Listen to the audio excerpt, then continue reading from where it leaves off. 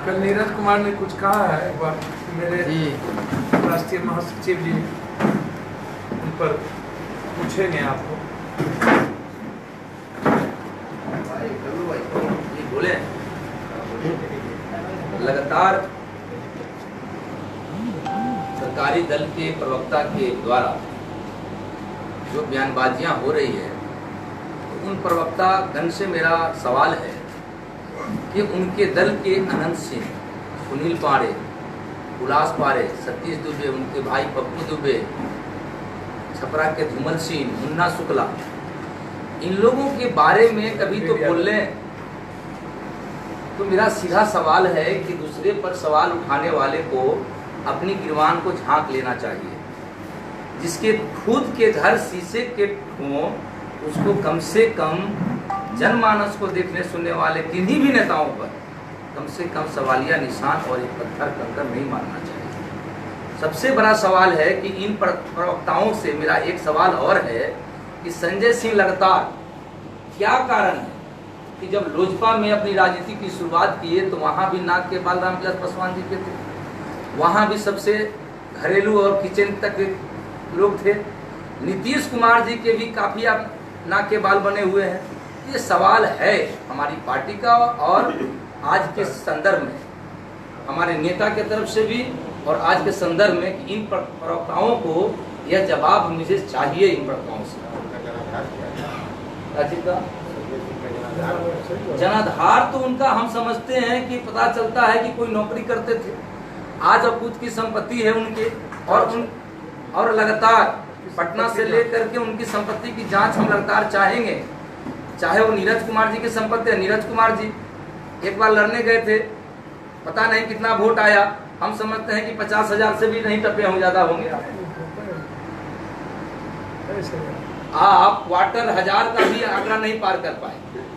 तो ये लोग यदि एक बार लड़कर को तो देख लें प्रवक्तागण, जो दूसरे के नेताओं के, दूसरे दल के नेताओं के ऊपर जो इन लोगों का आरोप प्रत्यारोप लगता है। तो सीधा सवाल है, यह सवाल ये हम नहीं, हमारी पार्टी नहीं, ये पूरे बिहार की जनता भी इन लोगों से जानना चाहती है।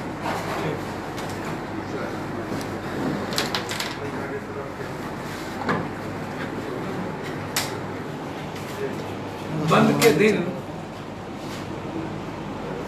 वैसे मैं नोटिस, क्रिमिनल नोटिस सबको सर भेजा हूँ।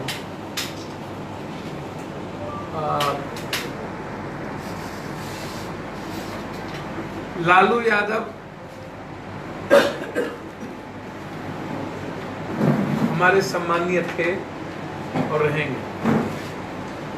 मैंने पहले भी कहा था कि लालू यादव से ही राजद था और लालू यादव से ही राजद समाप्त हो गया। राजद का अस्तित्व सिर्फ लालू यादव से।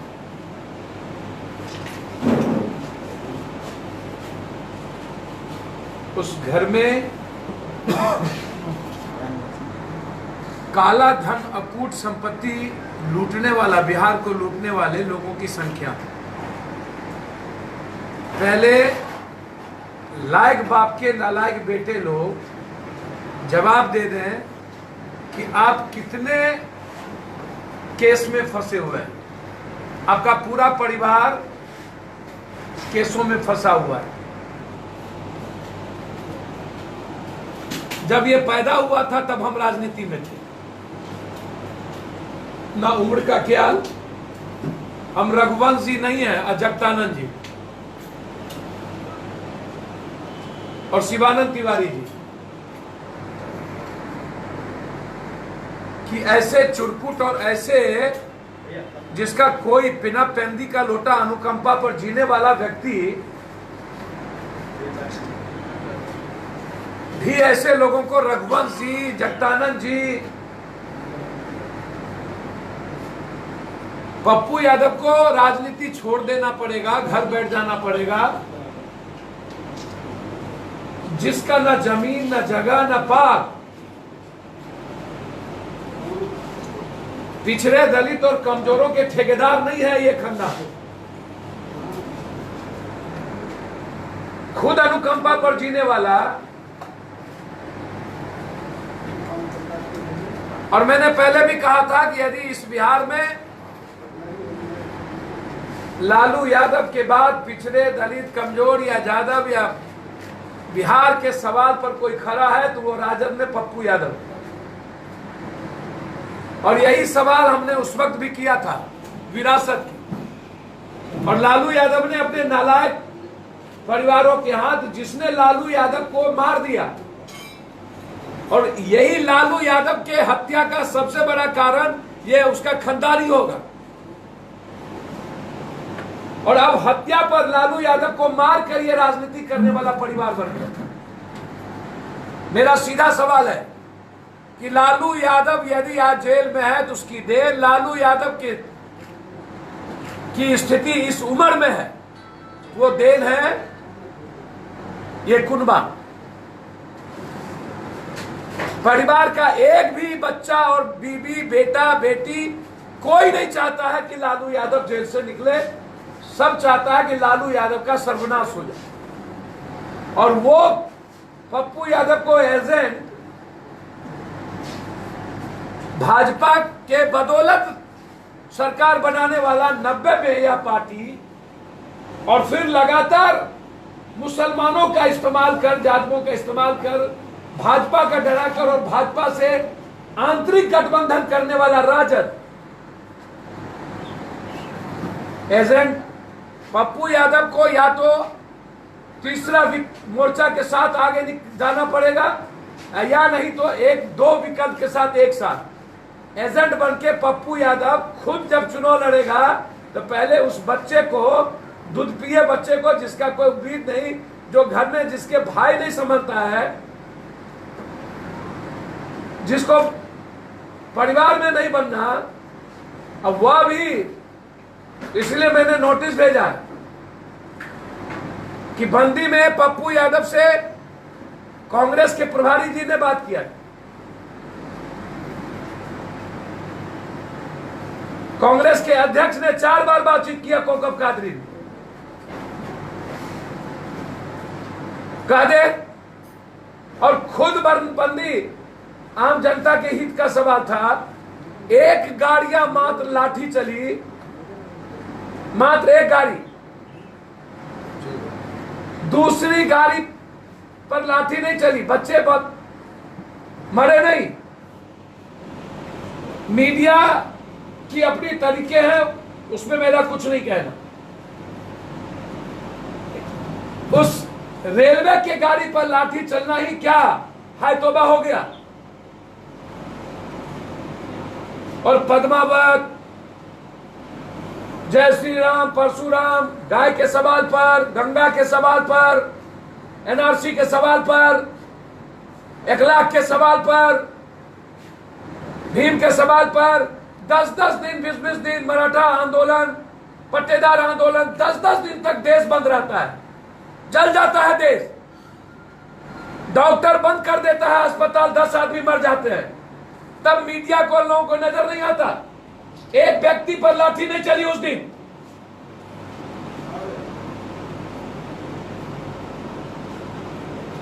मैंने क्रिमिनल नोटिस भेज दिया है इसके खानदान पर भी और प्रवक्ता लोगों पर भी। मैं आग्रह करूंगा नीतीश कुमार जी से, आपके कुनबे को डुबाने वाला यही प्रवक्ता लोग है, जो कभी लालू यादव पर, कभी पप्पू यादव पर, मेरा कोई लेना देना नहीं। ये लुटेरे और अनमोल रतन अपने कई सारी चीजों को परोसने वाले दलाल हैं ये लोग। ये प्रवक्ता नहीं है, ये दलाल है, दलाली करता है। चाहे वो राजद में कुछ दलाल लोग हैं प्रवक्ता के रूप में, कभी बाप कभी बेटा,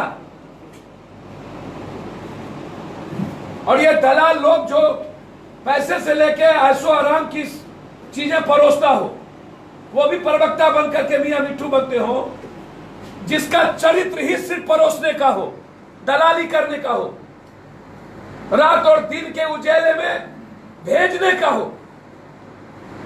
मुंह मत खोलवाए, कौन कौन क्या क्या परोसता है हम उसको भी उजागर करेंगे, और कब कब भेजता है, कहां कहां और क्या क्या भेजता है, ऐसा उजागर करेंगे कि सोच नहीं सकता है ये प्रवक्ता। और बड़ी विनम्रता के साथ लायक बाप के नालायक बेटे से कहना चाहेंगे, बड़ी घमंड यदि अहंकार है जातकों पर और पिछड़ अल्पसंख्यक पर ना, तो भूल जाए,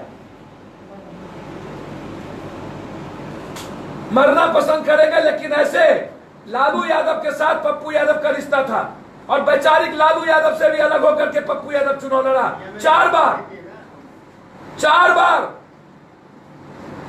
एक बार नहीं।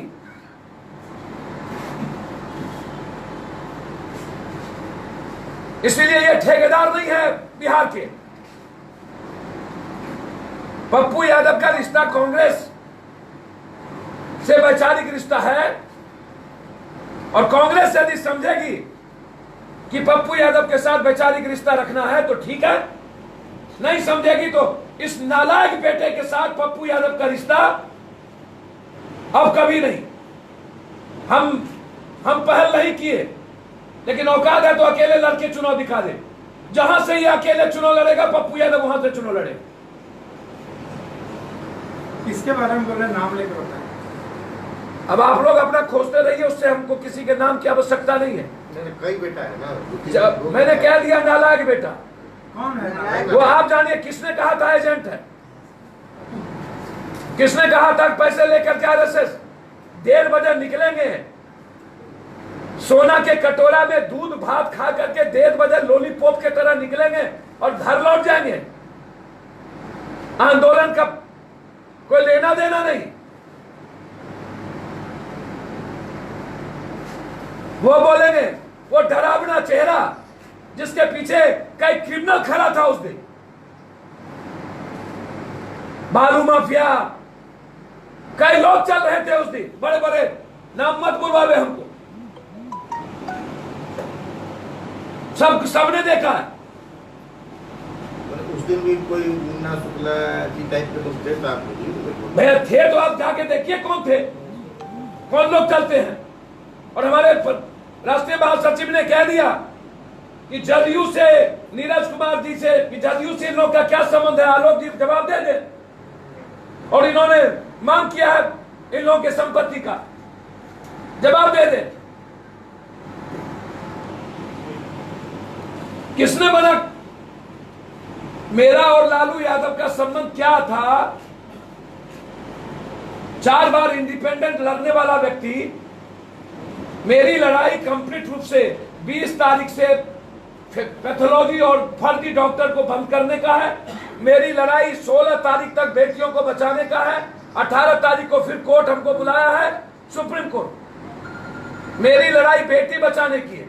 मेरी लड़ाई इन लोगों की तरह एनआरसी, इन लोगों की तरह एसएससी, ओबीसी, बैकवर्ड, फॉरवर्ड। और पप्पू यादव का मानना बिल्कुल 10 बार मैं कह चुका हूं कि आरक्षण के सवाल पर सीधा पप्पू यादव और मेरी पार्टी की राय है।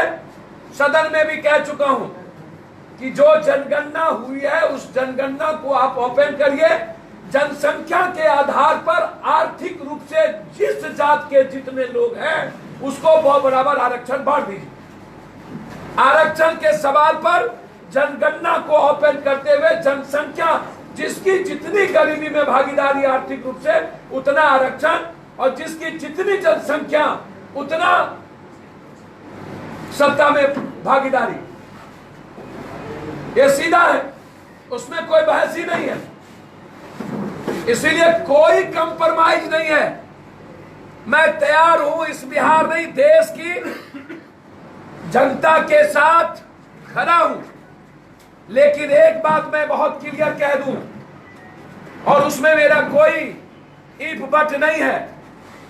जो अधिकार एसटी एससी का है, जो अधिकार ईबीसी का है, उस अधिकार के सवाल पर, चाहे एजुकेशन का सवाल हो चाहे जिसका, उस अधिकार के सवाल पर जन अधिकार पार्टी आउट ऑफ वे जाकर के उसके साथ खड़ा है। उसमें कोई कंप्रोमाइज की गुंजाइश नहीं है। सीधा वो साफ है, उस पर कोई बहस नहीं है। हम एसएससी ओबीसी का राजनीति करने नहीं आए, हम उसके अधिकार और उसके चीजों की लड़ाई लड़ने आए हैं।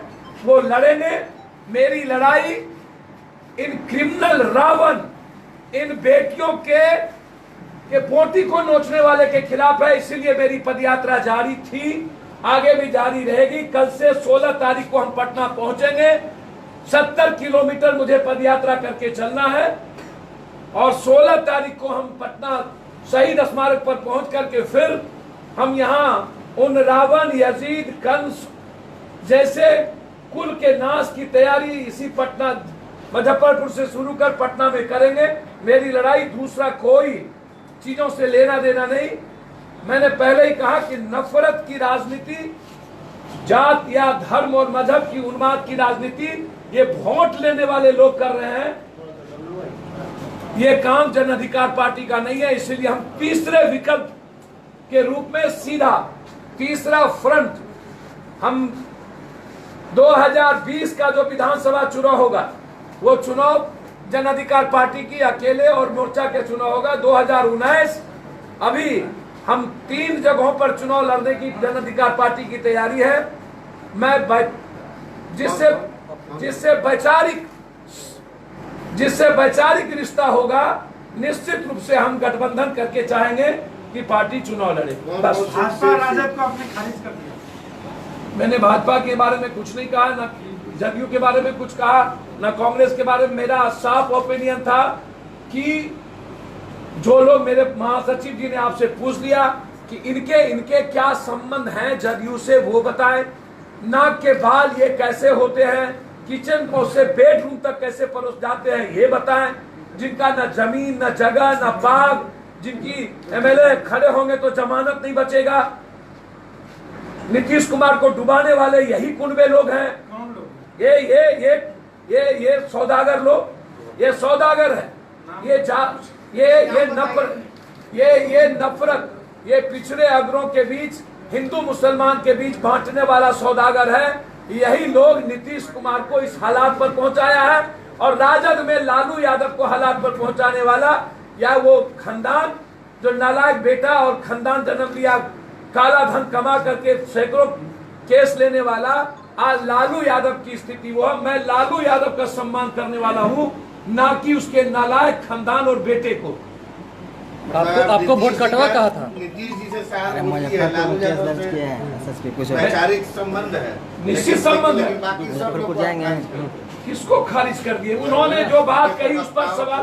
प्रवक्ताओं को आपने दलाल कही सर, दल है दलाल। और उनके मैंने लालू जी के वारिस को भी आपने नकारिए दिया जी, नालायक है। सर, जिसका कोई पीछे आग पाग भगा नहीं, अब वो आकर के बोले वोट कटवा, वो आकर के बोले जिसका कोई लेना देना नहीं, कोई मतलब नहीं। कटोरे के दूध में अब पीने वाला व्यक्ति, जो आदमी दूसरे के अनुकंपा पर राजनीति में है, पप्पू यादव संघर्ष के पहचान है और ये अनुकंपा और बैसाखी की पहचान है। ये फर्क नहीं है क्या? आपको एसपी ने देखिए, आप लायक मानते हैं, उनके संतान को आप नालायक मानते हैं। भैया, इसी नालायक खानदान के चलते तो आज लायक व्यक्ति का ये हद हो गया। आप लालू जी को लायक मानते हैं ना? निश्चित रूप से लालू जी लायक थे और मैं उनका सम्मान करता हूँ। एसपी आपके खिलाफ केस दर्ज किए हैं मुजफ्फरपुर में, फिर जाइएगा? उसने दर्ज नहीं किया है कुछ। आप जानते होते नहीं है, पहले जान लीजिए। इसलिए आप लगता है कि गलत अखबार वाले हैं जी। भैया, मैंने कहा कि मैं कांग्रेस की विचारधारा जो थी बंद करने की, उन्होंने कहा निश्चित रूप से मैं साथ खड़ा था।